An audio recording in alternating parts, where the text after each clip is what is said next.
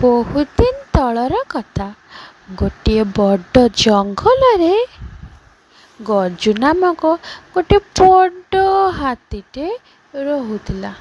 ସେ ବହୁତ ବିନ୍ଦାସରେ ରୁହେ, ଖେଳେ କୁଦେ, ଆଉ ତା ପାଉଲ ବଡ଼ ବଡ଼ ପାଉଲ କେଉଁଠି ପଡ଼ିଯାଏ ସିଏ ଜାଣେନି।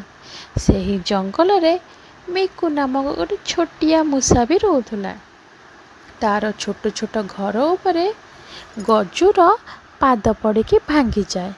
ଏମିତି କେତେ ମିକୁଙ୍କର ଘର ଭାଙ୍ଗି ଯାଇଛି ଯେ ଗଜୁକୁ ମାଲୁମ ନାହିଁ। ସିଏ ତ ବହୁତ ବିଶାଳ, ଏଇଥିପାଇଁ ସେ ବହୁତ ବଡ଼ ଜୀବ ବୋଲି ବହୁତ ଗର୍ବ ମଧ୍ୟ କରେ। ସେଇ ବିଶାଳ ଜଙ୍ଗଲରେ ସବୁ ଜିନିଷ ନଷ୍ଟ କରିଦିଏ, ତା ସହିତ ମିକୁର ଘର ବି ନଷ୍ଟ କରିଦିଏ। ଏମିତି କିଛି ଦିନ ଗଲା। ସବୁ ମିକୁର ଯେତିକି ଜାତି ଭାଇ ଥିଲେ ସମସ୍ତେ ରାଗିଗଲେ। ରାଗି ଯାଇକି ଗଜୁ ଭାଇଙ୍କ କତିକି ଯିବା ପାଇଁ ଚିନ୍ତା କଲେ। ସେଇଠୁ ମିକୁ ଚାଲିଲା ଗଜୁ କତିକି ତାକୁ ଗୁହାରି କରିବା ପାଇଁ।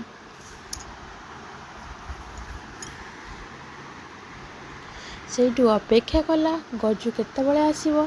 ଗଜୁ ସେଇଠୁ ବୁଲି ବୁଲି ଆସିକି ପହଞ୍ଚିଗଲା ମିକୁ କତିରେ। ସେଇଠୁ ମିକୁ କହିଲା, ଗଜୁ ଭାଇ ଆଉ ଟିକେ ଦେଖିକି ତମେ ପାଉଲ ପକାଅ। ତମର ତ ଏତେ ବଡ଼ ବିଶାଳ ପାଉଲ, ସେଇ ବିଶାଳ ପାଉଲ ତଳେ ଆମର ଛୋଟ ଘର ଗୁଡ଼ାକ ସବୁ ଭାଙ୍ଗି ଯାଉଛି। ଟିକେ ଚାଲିଲା ବେଳେ ସାବଧାନ ହେଇକି ଟିକେ ଚାଲିବ। ଆରେ ତୋର ଏଡ଼ିକିଟିଏ ଘର, ତୁ ଏଡ଼ିକିଟିଏ ଲୋକ, ଆଉ ମୁଁ କେମିତି ଜାଣିବି ତୋ ଘର ଉପରେ ପାଉଲ ପଡ଼ିଯାଉଛି ବୋଲି? ମୁଁ ତ ଖେଳି ବୁଲି ମସ୍ତିରେ ରହୁଛି। ହେ ତ ଯା ଏଡ଼ିକି ଟିକେ ଯିବ, ମୋର କେଉଁ କାମରେ ଆସିବ ଯେ ଭାଙ୍ଗିଦେଲି ଆସି କମ୍ପ୍ଲେନ୍ କରୁଛି।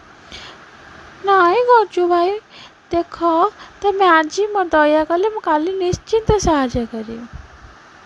ସେଇଠୁ ଗଜୁ ବୁଲି ବୁଲିକି ଥକିଗଲା ପରେ ଗୋଟେ ନଈ କୂଳରେ ପାଣି ପିଇଲା।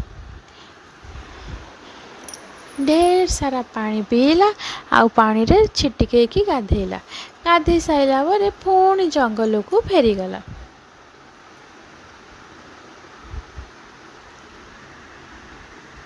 ଜଙ୍ଗଲରେ ଶିକାରୀମାନେ ଜାଲ ବିଛେଇଥିଲେ। ଗଜୁ ତାକୁ ଜାଣିନଥିଲା। ସେଇ ଜାଲରେ ଗଜୁ ଫସିଗଲା। ବଞ୍ଚାଅ ବଞ୍ଚାଅ, କିଏ କେଉଁଠି ଅଛ, ମୋତେ ବଞ୍ଚାଅ କହିକି ଚିତ୍କାର କଲା। ଏଇ ଚିତ୍କାର ଶୁଣି ମିକୁ କାନରେ ପଇଲା। ମିକୁ ସେଇ ବାଟ ଦେଇକି ଯାଉଥିଲା। ଯେତେବେଳେ ଦେଖିଲା ଗଜୁ ବିପଦରେ ପଡ଼ିଛି ଆଉ ଜାଲ ଛନ୍ଦି ହେଇଯାଇଛି, ସେଇଠୁ ମିକୁ ଦେଖିକି ପୁରା ବ୍ୟସ୍ତ ହେଇଗଲା। ଗଜୁ ଭାଇ ଜମାରୁ ବ୍ୟସ୍ତ ହୁଅନା, ମୁଁ ତମକୁ ନିଶ୍ଚୟ ରକ୍ଷା କରିବି। ବ୍ୟସ୍ତ ହୁଅନା, ମୁଁ ମୋ ସାଙ୍ଗମାନଙ୍କୁ ଡାକେ। ସେଇଠୁ ମିକୁ ତାର ସବୁ ସାଙ୍ଗକୁ, ସହସ୍ର ସାଙ୍ଗ ଆସିକି ତାର ସେ ତୀକ୍ଷ୍ଣ ଦାନ୍ତରେ ଜାଲକୁ କାଟିବାରେ ଲାଗିଲେ। ସମସ୍ତେ ଚେଷ୍ଟା କଲେ।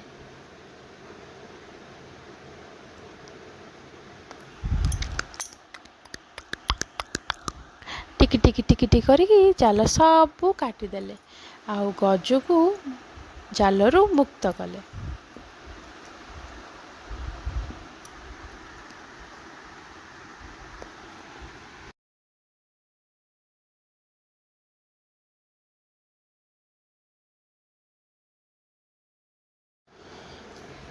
ଏ ମିକୁର ଛୋଟିଆ ଜୀବ ଭାବି ଗଜୁ ତାକୁ ବହୁତ ଅବହେଳା କରୁଥିଲା, ଆଉ ପରିହାସ ମଧ୍ୟ କରୁଥିଲା, ଆଉ ନିଜର ବଡ଼ ଶରୀର ପାଇଁ ଗର୍ବ ବି ଅନୁଭବ କରୁଥିଲା। ଏ ମିକୁର ଛୋଟ ସାହାଯ୍ୟ ଦେଖି ସେ ବହୁତ ଦୁଃଖିତ ମନେ କଲା, ଆଉ ବହୁତ ମନ ଦୁଃଖରେ କହିଲା କି ମୁଁ ତୁମକୁ ଛୋଟ ବୋଲି ଭାବୁଥିଲି, ଆଉ ତୁମେ କୌଣସି କାମରେ ଆସିବନି ବୋଲି ମୁଁ ତମ ଘର ବି ଭାଙ୍ଗି ଦେଉଥିଲି। ଅଜାଣତ ହଉ ଜାଣତ ହଉ ମୁଁ ତମ କଥାକୁ ଶୁଣୁନଥିଲି। ଆଜି ତମେ ସେ ଛୋଟିଆ ହେଲେ ମଧ୍ୟ ତମେ ସବୁ ରାଗ ରୁଷା ଭୁଲି ମୋତେ ସାହାଯ୍ୟ କଲ। ମିକୁ ସେଇଠୁ କହିଲା ଛୋଟ ହଉ ବଡ଼ ହଉ କେବେ କାହାକୁ ଗର୍ବ କରିବନି, ନିଜ ଶରୀରକୁ ନେଇକି ଛୋଟ ଆକାର ଦେଖି କେବେ କାହାକୁ ନିଚ ଅନୁଭବ କରିବନି। ସେଇଦିନ ଠାରୁ ଗଜୁ ଆଉ ମିକୁ ଭଲ ବନ୍ଧୁ ହୋଇଗଲେ ଆଉ ମିଶିକି ସମସ୍ତେ ରହିଲେ। ଏଥିରୁ ଆମେ କ'ଣ ଶିଖିଲେ? ବଡ଼ ଶରୀର ହେଇଥିଲେ ଆଉ ସୁନ୍ଦର ହେଇଥିଲେ କେବେ ଗର୍ବ ଅନୁଭବ କରିବେନି। କିଏ ଅସୁନ୍ଦର ହେଇଛି, ଛୋଟ ଶରୀର ହେଇଛି, ତାକୁ କେବେ ଦେଖି ପରିହାସ ମଧ୍ୟ କରିବନି। ବଡ଼ ହଉ ଛୋଟ ହଉ ସମସ୍ତଙ୍କୁ ପରସ୍ପରକୁ ସମ୍ମାନ ଦେବ।